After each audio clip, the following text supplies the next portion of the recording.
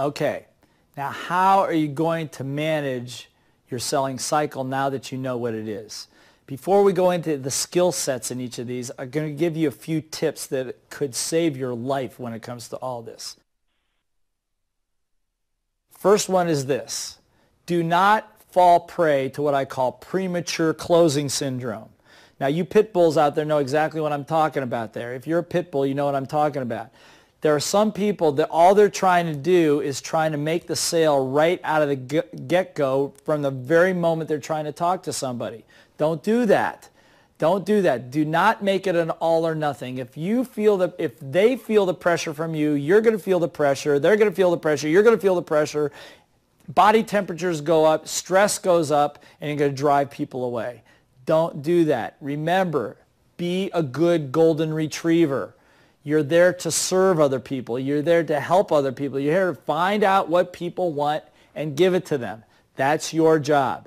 Don't worry about the close and don't worry about the sale. If you're already thinking about closing the deal and the dollars and all that stuff, the customer's going to pick up on that and they're going to be turned off.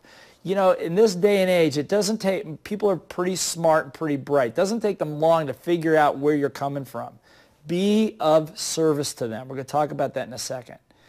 Because here's the other point. The way you serve them and the way you conduct yourself before you make the sale may be more important than what you're actually selling. I'm going to say that again. That the way you sell and the way you serve them before you actually make the sale may be more important than what you're actually selling them. Your diligence, your follow-up, your follow-through, your connectedness, your really willingness to stay present with them in the moment may mean the difference between you and 10 other people that have similar product, but they trust you. That's a very big difference. Next thing, how do you establish trust with a customer along the way? Give you another little clue. Make agreements and keep them. Really simple. Purposely make agreements and keep them. In other words, through the course of a selling cycle, if you're, again, in retail that's a little bit different, but if you're in appointments or you have building a longer term relationship, purposely make agreements with your prospect or your customer so that you can keep them. That builds a track record in their mind that they can trust you. For example, if you find out that the person you're talking to likes golf, they're a golf fanatic, and maybe you read something about Tiger Woods in the paper that you thought was a good article, and in a conversation with them, did you see that? You asked them, did you see the article about Tiger Woods? They said, no. Oh, I'll clip it out. I think you'll really like it. And they go, no, that's okay. No, I'd be happy to give it to you. I think you'll enjoy it. Then what you've just done is you just made an agreement so that you can clip it, give them the link, send them the email so they can have it. Now, what does that tell them? That tells them that you make agreements and you keep them. It tells them that you're on time.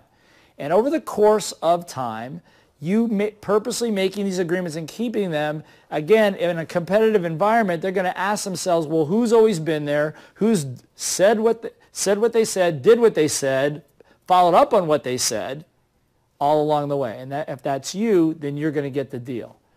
Serve even when you cannot give to them directly. If your product or your service is not in line, serve them anyway. Help them find what it is that they want to find. Because you know what? At the end of the day, that's going to come back and serve you later. Another technique, high frequency. If you're trying to build cooperation with somebody, if you're trying to build trust with someone, it requires a track record of frequency. Now, you got to be sensitive to their space. You don't want to be calling them every day, maybe not every other day, but make sure you put it in your calendar that you're going to maintain frequency of contact with somebody else, because if you don't, you're out of sight and out of mind.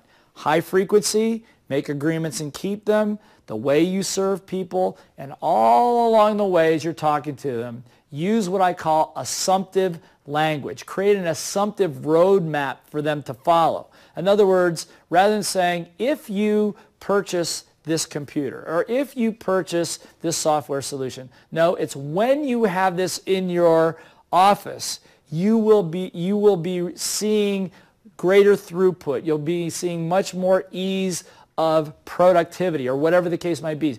Use assumptive languages, assuming that they've already made the decision to buy. So you start talking about futures, when you have it, when I'm working with you, 3 months down the line after we have applied this solution in your business, what you will see is X, Y, and Z.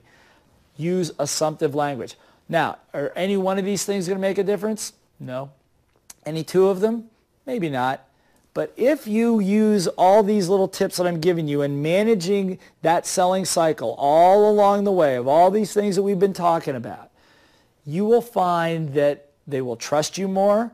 You will speed up your selling cycle. You'll shorten the amount of time between presentation and close and offer.